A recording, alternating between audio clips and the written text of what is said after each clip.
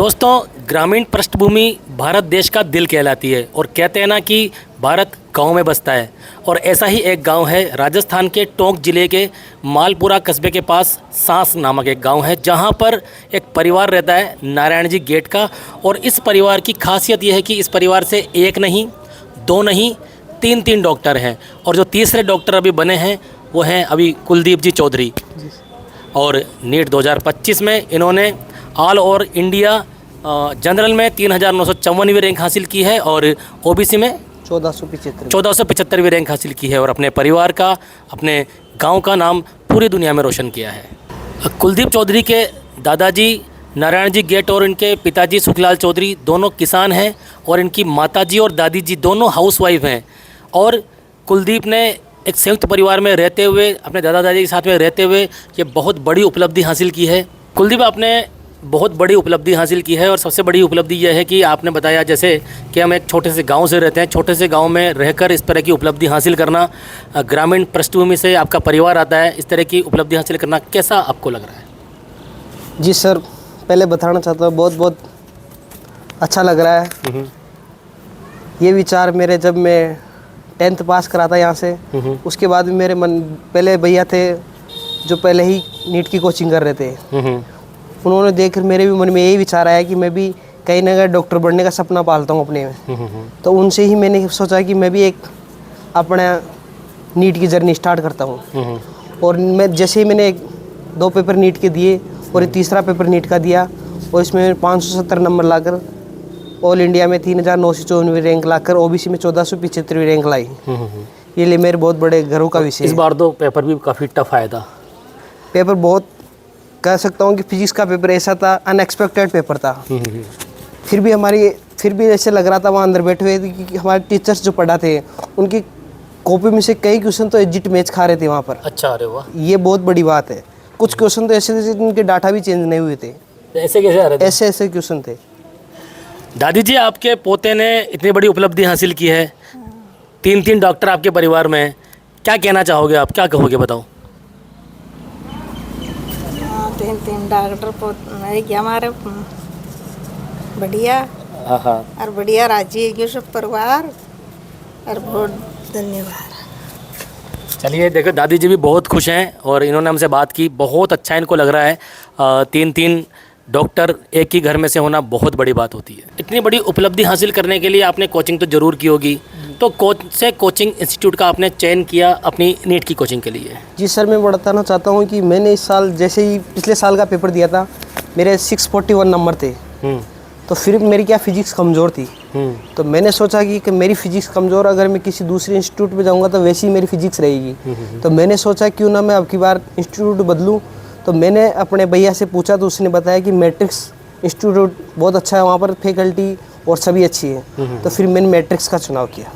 अच्छा, तो मैट्रिक्स में मतलब जाने का जो निर्णय था वो आपने खुद ने लिया या मतलब आपके भाई ने सजेस्ट किया? क्योंकि आप बता रहे हैं कि पापा तो किसान हैं, दादाजी भी जो है वो किसान हैं, तो ये किसका मतलब निर्णय था पूरा? ये मेरे बड़े भाई थे।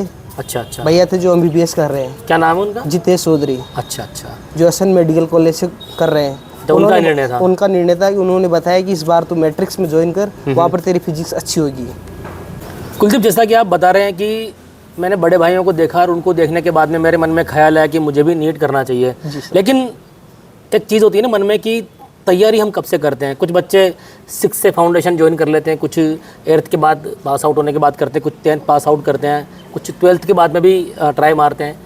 आपने कब से ये चीज़ें शुरू की कि मतलब मुझे नीट मतलब करना है, और कब आपने इसकी कोशिश शुरू कर दी थी? मैंने सर 10th अपने यहीं मालपुरा से पास आउट की। ठीक है। उसके बाद मेरे मन में विचार आया कि मैं भी कहीं नीट जैसी कोचिंग, नीट जैसी तैयारी करूं किसी इंस्टीट्यूट में। फिर मैं यहाँ से सीकर चला गया। ठीक है। यानी 11 से मैंने फाउंडेशन किया। 11 से फाउंडेशन किया। तो ये बहुत बड़ी उपलब्धि है, क्योंकि देखिए लगातार अगर आपने मेहनत कर शुरू से की है और उसके बाद में उनको आपने हासिल किया है, तो ये बहुत अलग खुशी, अलग तरह की खुशी होती है। जी सर। सेलेक्ट तो आप हो गए, लेकिन देखिए जब हम पहली बार किसी भी इंस्टीट्यूट में कोचिंग में जाते हैं, जैसे कि आपने बताया कि आपने मैट्रिक्स से ये सब चीज़ें की हैं, तो मैट्रिक्स जब आपने ज्वाइन किया तो हर कोचिंग में शुरुआत में हमें कुछ चैलेंज फेस करने होते हैं, तो किस तरह का आपको चैलेंज फेस करना पड़ा और किस तरह से पॉजिटिविटी आई, वहाँ के टीचर्स का रवैया किस प्रकार का था, किस प्रकार से वो आपको मतलब एजुकेशन फ्रेंडली लगे, क्या क्या चीज़ें? जी सर, मैं बताना चाहता हूँ, जैसे मैं पहले भैया और मैं और पिताजी तीनों मैट्रिक्स में गए थे, तो पहले कोई दोस्त था वहाँ पर पढ़ा हुआ था। अच्छा। उसने बताया कि वहाँ जाना और शंकर सर है वो मिल जाएंगे। ठीक है। तो मैं मैट्रिक्स में गया, शंकर सर से बात हुई मेरी, शंकर सर क्लास में थे। जैसे मैंने उनको बोला वो क्लास छोड़ के बाहर आ गए। ठीक है।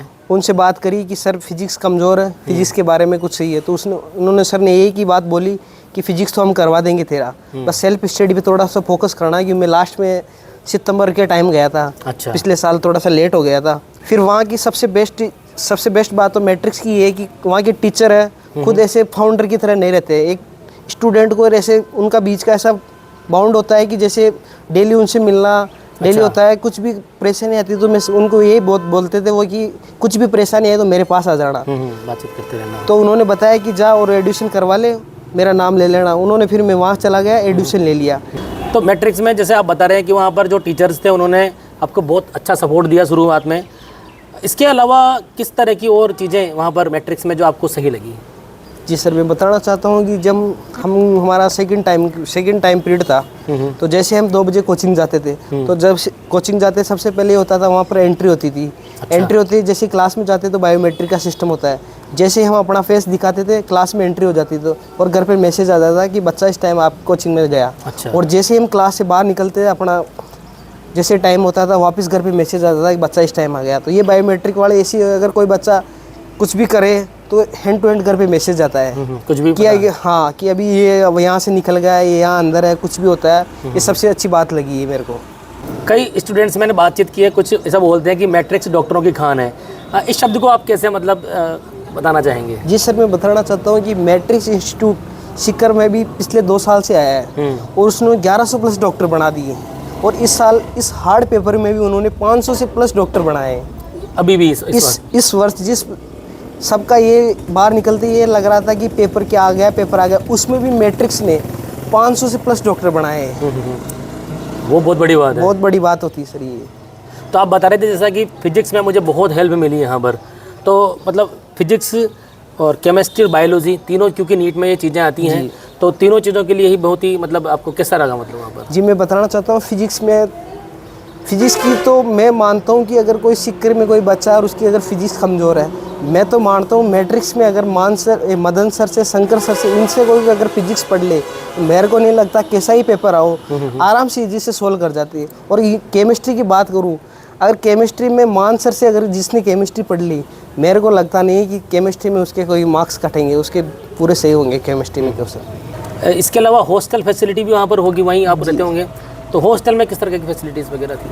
जी, मैं बताना चाहता हूँ कि हॉस्टल में रहते थे हम, उनका ही हॉस्टल था मैट्रिक्स का ही। तो वहाँ रूम दे रखा था, 2 रूम, एक रूम में 2 बच्चे रहते थे। मैं और मेरा रूम पार्टनर था। उसका सुबह का टाइम था, मेरा शाम का टाइम था। वो सुबह 7 बजे उसकी 6:30 से क्लास होती थी, 1 बजे वो आ जाता था, 2 बजे फिर मैं चला जाता था। हॉस्टल का बहुत अच्छा एनवायरनमेंट था और कोई ऐसे नहीं था। वार्डन सर थे, अच्छे थे, बिल्कुल प्रॉपर आते थे टाइम पर कि बिल्कुल सब चीज़ सही हो रही है, नहीं हो रही है, डिस्टर्बेंस किसी प्रकार का नहीं होता था वहाँ पर। हॉस्टल की अच्छी फैसिलिटी थी।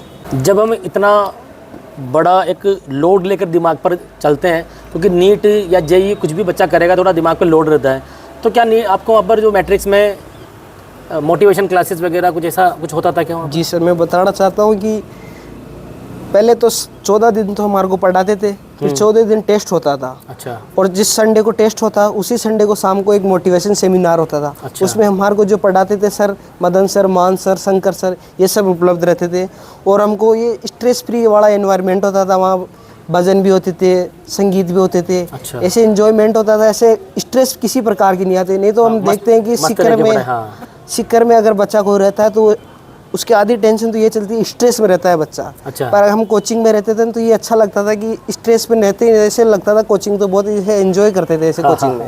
ये सबसे बड़ी बात मस्त रह के मतलब आपने तैयारी की है मतलब। जी सर। कुलदीप के बड़े भैया हैं मोहित चौधरी, ये भी हमारे साथ हैं। मोहित जी, कैसा लग रहा है, क्योंकि आप ये बता रहे हैं कि हमारे घर में लगातार डॉक्टर हैं, 3 डॉक्टर हैं, तो पहले तो आप बताइए कैसा लग रहा है। और ये बता रहे थे कि मेरे भाई के साथ में मैं गया था, तो क्या कहना चाहेंगे आप? बहुत अच्छा लग रहा है। तीनों डॉक्टर बनने के बाद में। और मैं इसको तीनों को मैं ही जाता था अधिकतर चक्कर छोड़ने, अच्छा। क्योंकि बड़ा मैं ही था। अच्छा। पापा और मैं ही जाते थे हरिद्वार छोड़ने। तो वहाँ का माहौल भी अच्छा था, और कोचिंग में गए तो वहाँ भी अच्छा माहौल था। ये जो शंकर सर है, ये मेरे को भी नंबर दिए थे। अच्छा। भाई को बोल देना, भाई कभी भी दिक्कत आए तो मेरे से बात कर लेना, पर्सनल मिल लेना। अच्छा। अच्छी फैकल्टी थी और माहौल भी ठीक ही था, अच्छा ही था। ऐसे बोलते हैं ना भाई, सिक्कर भी कोटा की तरह हो रहा नहीं हो रहा है, अच्छा माहौल है सिक्कर का बिल्कुल। मतलब मेंटली अपसेट नहीं हो सकता बच्चा हाँ, वहाँ पर। मेंटली अपसेट नहीं हो सकता। चलिए कुलदीप जी, बहुत बहुत बधाई हो आपको एक बार दोबारा से कि Thank आपने you, इतनी sir. बड़ी Thank उपलब्धि you, हासिल की। और बड़ी इसलिए भी है क्योंकि ग्रामीण परिवेश से आप आते हैं, सांस जैसे गांव से आप आते हैं, तो और एक ऐसे परिवार से आते हैं जहां पर 3 डॉक्टर हैं, ये बहुत बड़ी बात है। तो बहुत बहुत एक बार दोबारा से बहुत थैंक बहुत यू बधाई सर, आपको। Thank you sir. आपने अपना अमूल्य समय मेरे को दिया, बहुत इसके थैंक यू। Thank you.